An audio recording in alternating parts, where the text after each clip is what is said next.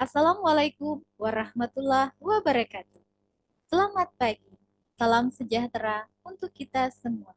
Perkenalkan, saya Desi Hidayanti, salah satu dosen program studi pendidikan bahasa Inggris. Pada kesempatan kali ini, saya akan menyampaikan PDD UKT-PT bidang pengajaran. Saya berasal dari program studi pendidikan bahasa Inggris, Fakultas Sosial dan Humaniora Universitas PGRI Kalimantan. Narasi ini saya sampaikan untuk persyaratan mengikuti sertifikasi dosen 2024. Pada kesempatan kali ini, saya akan memaparkan tentang salah satu mata kuliah yang saya ajarkan, yaitu Intensive Grammar. Intensive Grammar merupakan mata kuliah wajib yang ada di program studi pendidikan bahasa Inggris dengan nilai bobot 2 SKS.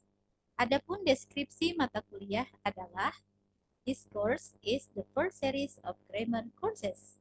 Intensive grammar aims to develop the students' solid foundation in grammar fundamentals, such as the part of speech, some sentence, word order, and sentence construction. Jadi, mata kuliah ini merupakan seri pertama dari pembelajaran grammar di samping dari seri-seri yang lainnya. Kemudian, intensif grammar ini bertujuan untuk mengembangkan kemampuan solid mahasiswa di dalam fundamental grammar seperti part of speech, some tenses, word order, dan sentence construction atau pembuatan kalimat. Sementara itu, capaian pembelajaran yang disampaikan di dalam mata kuliah ini ada 3. Yang pertama adalah CPL Prodi yang dibebankan kepada MK, yaitu pertama, bertakwa kepada Tuhan Yang Maha Esa dan mampu menunjukkan sikap religius. Yang kedua, mampu berpikir kritis dan logis. Yang ketiga, mampu meningkatkan kepercayaan diri dalam menggunakan bahasa Inggris. Yang keempat, memfasilitasi pengembangan potensi peserta didik agar mereka dapat menjadi pembelajar sepanjang hayat. Sementara itu, capaian pembelajaran mata kuliah atau CPMK adalah memahami secara teori maupun praktik tentang grammar, istilah umum, ungkapan umum ketika melakukan percakapan dalam bahasa Inggris. Sedangkan untuk kemampuan akhir tiap tahapan belajar atau sub CPMK adalah ada 4. Yang pertama, mahasiswa dapat memahami dan mengidentifikasi part of speech. Yang kedua, mahasiswa dapat menguasai struktur kalimat bahasa Inggris sederhana.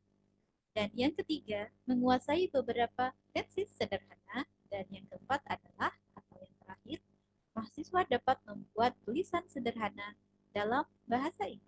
Sementara itu, materi pelajaran yang telah saya sampaikan antara lain part of speech terdiri dari nouns, pronouns, verbs, adjectives, adverb, conjunctions, preposition, interjection, and articles.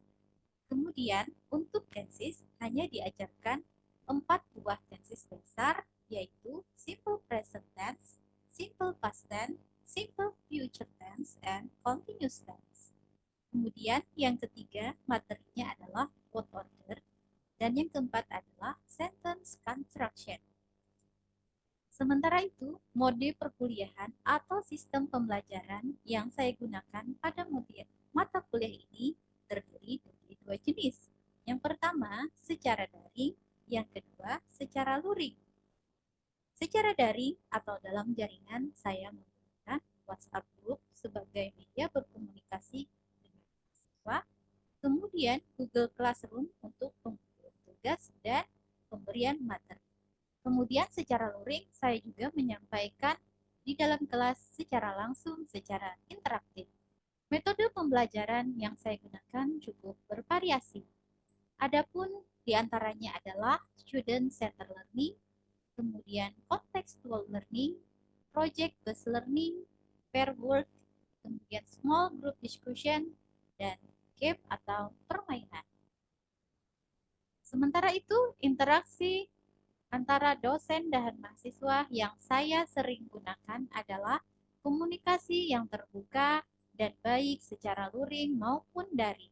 Mahasiswa dapat bertanya kepada saya secara langsung di dalam grup WhatsApp ataupun secara jaringan pribadi atau japri. Kemudian, saya juga aktif mendengarkan permasalahan siswa dan menghargai permasalahan tersebut serta berusaha untuk mencarikan solusi yang terbaik dari permasalahan mereka di dalam pembelajaran. Kemudian yang ketiga, saya juga menyesuaikan dengan kebutuhan mahasiswa, keadaan kontekstual dan situasi kondisi mereka untuk melakukan pembelajaran. Dan yang keempat, saya menerapkan pembelajaran interaktif untuk mendorong keterlibatan mahasiswa di dalam pembelajaran. Dan yang kelima, saya melakukan umpan balik pembelajaran untuk memastikan mahasiswa benar-benar memahami terhadap materi yang telah saya sampaikan. Asesmen yang saya gunakan terdiri dari dua. Yang pertama, formative assessment. Yang kedua, summative assessment. Formative assessment ini saya laksanakan sebanyak 7 buah butir. Di antaranya adalah kehadiran dan partisipasi aktif mahasiswa bernilai 10 poin. Kemudian penilaian diri sendiri bernilai 10 poin. Penilaian teman sejawat atau teman sebaya bernilai 10 poin. Presentasi grup bernilai 10 poin. Kemudian melengkapi kalimat bernilai 10 poin. Dan yang keenam, menulis kalimat bernilai 10 poin. Dan yang ketujuh adalah portofolio juga bernilai 10 poin. Formative assessment ini dilaksanakan di dalam pembelajaran tatap muka dari pertemuan 1 sampai pertemuan ke-16. Sementara untuk summative assessment saya menyelenggarakan 2 buah, yaitu yang pertama UTS bernilai 10 poin dan UAS atau Final Assessment bernilai 20 poin. Kemudian UTS dilaksanakan pada pertemuan yang ke-8, sementara UAS dilaksanakan pada pertemuan yang ke-16. Nah, baiklah, demikian yang bisa saya sampaikan. Adapun yang akan saya jabarkan kemudian atau saya tayangkan di dalam video adalah micro teaching pertemuan yang ke-9 dengan indikator penilaiannya adalah tentang definisi dan fungsi atau pentingnya dari word order. Kemudian mahasiswa dapat mengidentifikasi subjek dan verb. Kemudian error analysis atau bagaimana mereka menganalisis kesalahan. Kemudian rearrange sentence, mereka menyusun kembali kalimat yang tidak lengkap atau yang tidak ordernya tidak tepat. Kemudian sementara itu topiknya adalah word order. Metode yang saya gunakan adalah ceramah, tanya jawab, group discussion, dan game. Demikian, selamat menyaksikan. Assalamualaikum warahmatullahi wabarakatuh. Waalaikumsalam warahmatullahi wabarakatuh. Okay, good morning all. Morning. How are you today?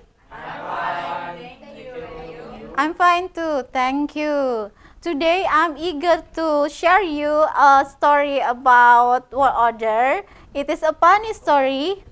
You can listen it carefully. One day, a stranger came to Indonesia. He want to visit Banjarmasin. And he want to visit the Lok Baintan, Pasar Terapung. Do you know Lok Baintan, Pasar Terapung?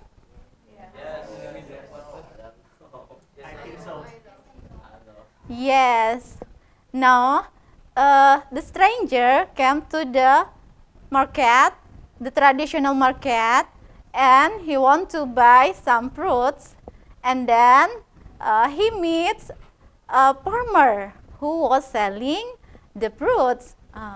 And then the farmer didn't understand about English too much, so just a few words.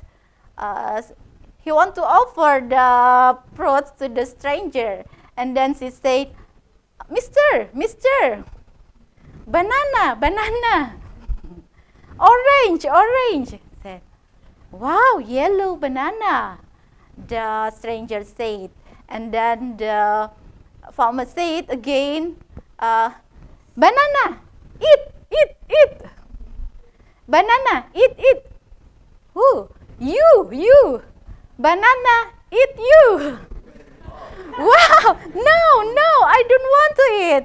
So the stranger go out and run out to the hotel back to their lane. So because she thought the banana and orange, we will eat him. So this is funny story because this is misunderstood about word order. Jadi itu adalah kesalahan di dalam memahami word order. Jadi because it terjadi kesalahan dan kemudian salah persepsi sehingga mengambil tindakan yang salah juga. Oke, kali ini kita akan mempelajari word order atau apa itu word order, what is the meaning of word order. Who knows, please raise your hand and mention. Apa kira-kira yang dimaksud dengan word order? Oke, ada yang tahu? Boleh angkat tangannya. Apa sih word order itu? Oke, Fikri, silahkan. Adalah kelompok kata yang berfungsi untuk menjelaskan informasi lebih lanjut tentang kata benda atau kata pronoun dalam sebuah kalimat. Oke, kelompok kata. Yang lain mungkin. Oke, Nurul. Pengurutan kata menjadi kalimat yang benar.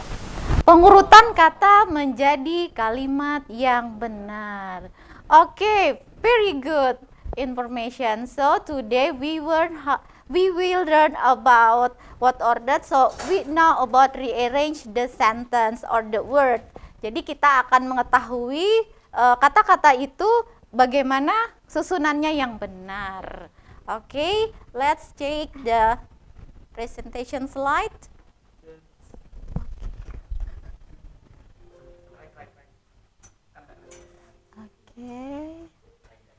Okay, to remake the correct word order in English, you have to remember. So this is the information. Okay. Is POMPT. The first thing is subject. Okay, what is subject? Pelaku atau orangnya yang melakukan tindakan. Oke, and the verb? Oke, kata kerja atau predikat. And then the object. What is the object? Benda atau sesuatu yang dibendakan yang menjadi objek di dalam kalimat tersebut. How about manner, place, and time? Jadi ini adalah urutannya manner. Selain sifat, ada yang tahu? Cara melakukannya. Good. And then, how about place? Tempat kejadian dan waktu. Oke, jadi ada urutannya, tidak boleh terbalik. Jadi ketika ada sebuah kalimat yang acak, maka kita pertama-tama meletakkan subjek dulu. Oke. Oke, subjek itu adalah who do something. Oke. Kathy, I eat. Oke.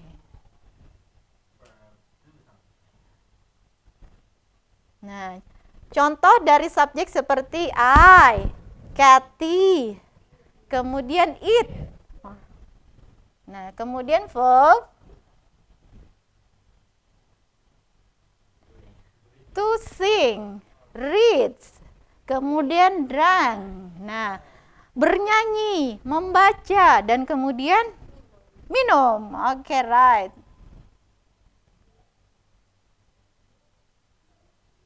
Oke, objek. Nah, objek ini ada beberapa kata kerja yang membutuhkan objek dan ada yang tidak membutuhkan objek.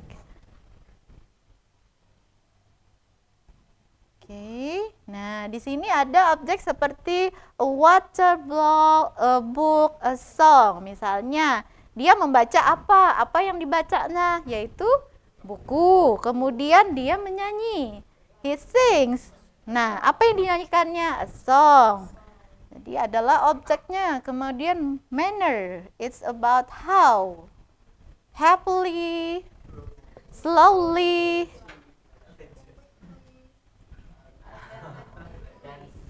attentively. Okay. A place, at home, in the kitchen, at the party. Nah, dia melaksanakannya itu di mana? Misalnya dia sings. Singsnya di mana? In the kitchen kah?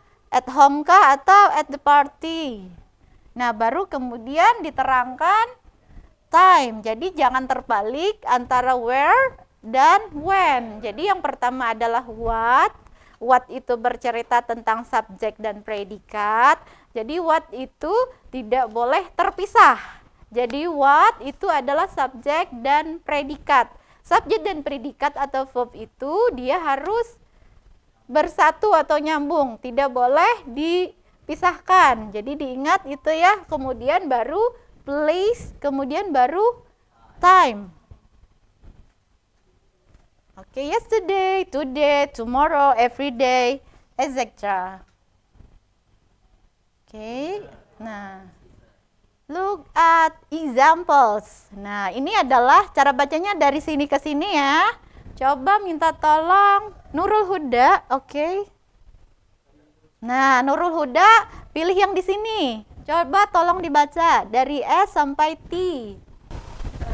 Kathy writes a book happily at home every day.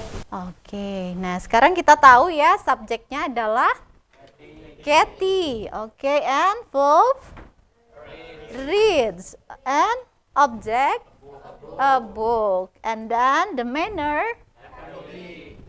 and the place and time every day. So this is the order. Jadi urutannya tidak boleh terbalik. Jadi pertama adalah subjek, kemudian predikat atau verb, kemudian objek, kemudian manner dan place and time.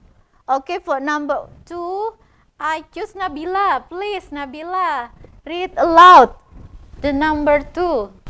Eat a cat, drunk water slowly in the kitchen at 8 p.m. Oke, artinya apa Nabila?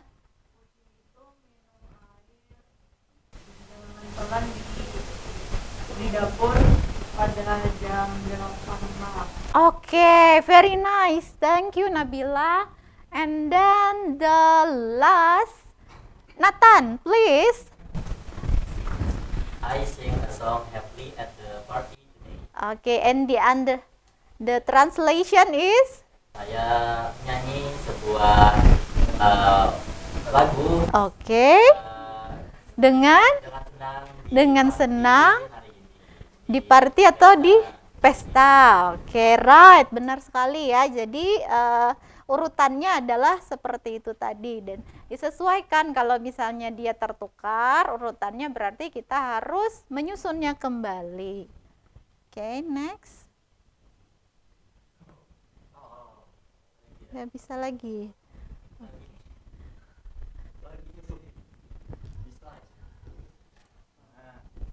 Nah, oke, sekarang ada sebenarnya ini 3, tapi ini adalah 4 buah kelompok kalimat. Nah, jadi 4 buah ini dia ada errornya. Nah, sekarang kita akan menemukan the errors. Oke, please check the error. Write in your book yang manakah the errors. Nah, oke.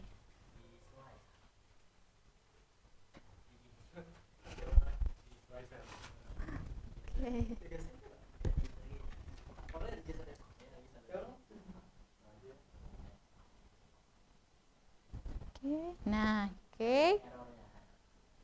Yang manakah errornya? Silahkan dicari dulu. Finding the errors. Oke, just 5 minutes to finding it. Kalau ada yang sudah menemukan mungkin. Sudah. Iya.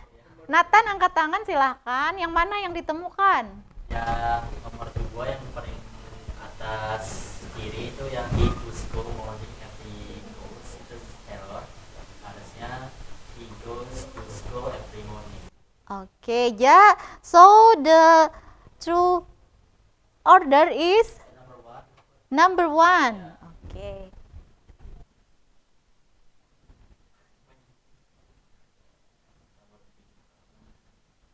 Oke, si Sophia. Boleh di depan? Iya, silahkan. Yang mana yang pian pilih? Soalnya kan ibu tidak tahu yang mana ininya.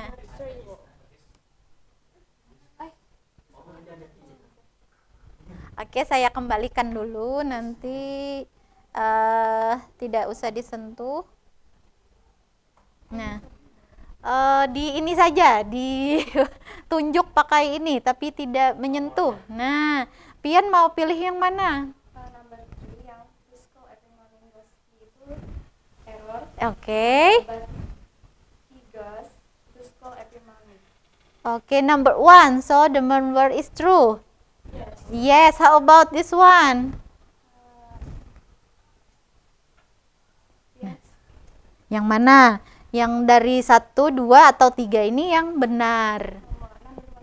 Number 1. Are you sure? Oh iya nomor 3. Soalnya ada subjek kan di awal. Okay, right. So the first thing is subject and then verb, right? And then object and then okay. Time. Nah, di sini ada place dulu ya. Nah, kemudian ada time. Nah, iya, right. Okay, thank you, Sophia Agisna. Please sit down. How about this one? Number 3. I enjoy to spend weekends quickly at home. Yang Oke. seharusnya benar itu at home-nya di weekends dan weekends-nya diletakkan di at home. Number 3. Okay, I Enjoy to spend weekends quickly at home. okay. At home-nya pindah ke weekends, weekends-nya pindah ke at home. Okay.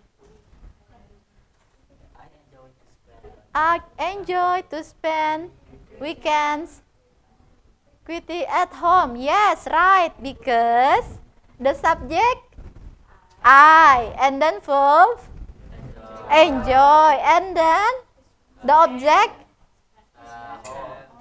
weekends. Jadi enjoy to spend itu adalah kata kerja, kemudian objeknya adalah yang dia habiskan adalah apa? Nah, bendanya adalah weekends.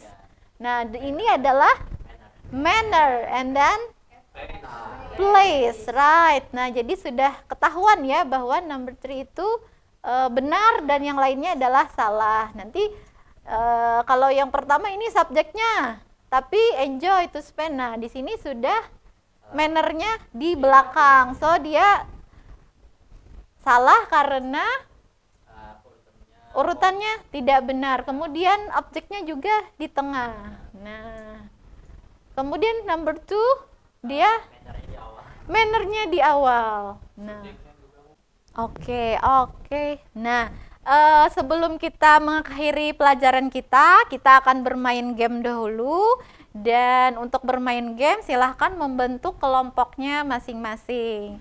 Nah, diharapkan ada 3 kelompok atau grup. Oke, please. Siapa yang mau berkelompok dengan siapa? Silahkan. Iya, silahkan 3 kelompok. Apakah sudah dibentuk grupnya? Sudah. Oke, 1 baris-baris. Nah, jadi setiap grup nanti mendiskusikan jawaban yang benar dari pertanyaan ini. Kemudian nanti dikumpulkan berapa poinnya. Oke, jadi ada grup 3, kita akan pilih 1, 2, dan 3.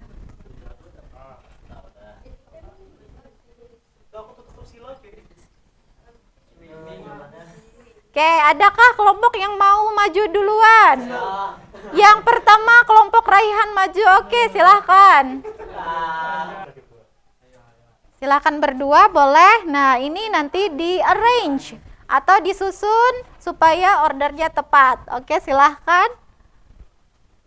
Jadi subjeknya adalah the fish, Oke, and then verbnya swimming,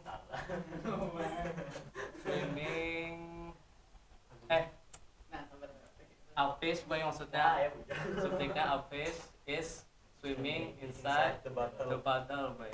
oke, boleh dituliskan. Nah, silahkan. Boleh di sini saja ya tulisannya. Gimana?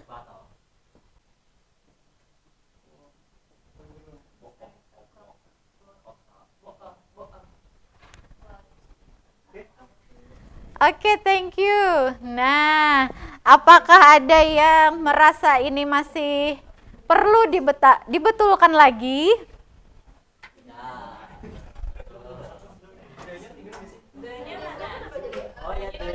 Oke, kelompok mana yang mau membetulkan? Baik, Nathan, silahkan. Oke, silahkan. Mungkin pakai ini saja ya.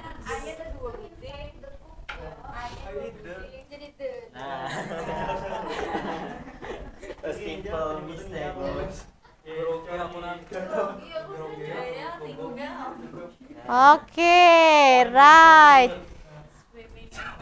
So, the point for group 2. Nah, jadi ini 10. Nah, karena sudah benar ya. A fish is swimming inside the Coke bottle. Yes. Nah, jadi hari ini kita sudah mempelajari tentang word order. Sebelum saya menutup pembelajaran, saya akan mengingatkan lagi tentang pembelajaran yang sudah dilaksanakan. Oke, ingat apa tadi yang sudah kita pelajari? Oke, apa itu yang dimaksud dengan word order? What is the meaning of word order? Urutan kata, the sequence of word in sentence. Apalagi? Pengelompokan itu part of speech. Oke. Urutan kata. Oke, urutannya adalah subject, verb, dan object. Manner, place, dan time. Nah, jangan sampai ketukar. Bagaimana menentukan subjeknya? Pelaku. Bagaimana menentukan verb atau predicate? Tindakan, oke, atau action yang dilakukan oleh si subjek. Nah, jadi itu adalah pelajaran kita hari ini. Baiklah, sebelum saya mengakhiri, apakah ada pertanyaan dari mahasiswa semua? Ibu, yang Iya. itu verb trying sama itu memang harus dipisahkan satu aja kah, atau bisa terkadang dalam satu kalimat itu nggak apa-apa ada dipisah? Jika sebuah kalimat memiliki dua buah atau lebih kata kerja atau predicate atau verb, maka dia tidak boleh langsung ditulis langsung, tetapi dipisahkan oleh to. Semuanya. I'm trying to approach. Siapa misalnya? Agisna. Saya mencoba untuk mendekati Agisna. Misalnya I'm trying to, atau saya mencoba mendekati siapa, atau saya mencoba minum, atau saya melakukan. Jadi ketika menemukan dua buah kata kerja di dalam sana, atau kita misalnya ingin menulis sebuah kalimat tetapi ada dua kata kerja, maka dipisahkan dengan to. Kita akan lanjutkan nanti di WhatsApp group ataupun di Google Classroom. Thank you very much for this time. Assalamualaikum warahmatullahi wabarakatuh.